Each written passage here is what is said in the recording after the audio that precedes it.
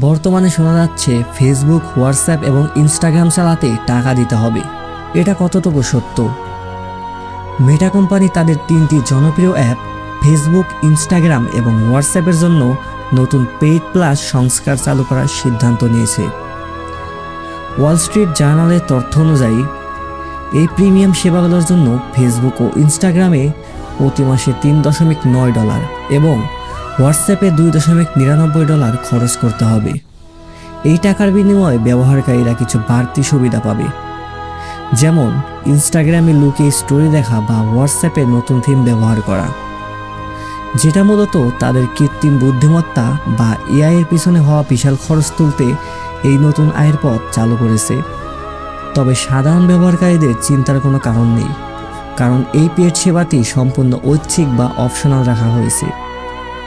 বর্তমানে সাধারণ এবং চেনা সংস্কারগুলো আগের মতোই সবার জন্য সম্পূর্ণ ফ্রি বা বিনামূল্যে চালু থাকবে।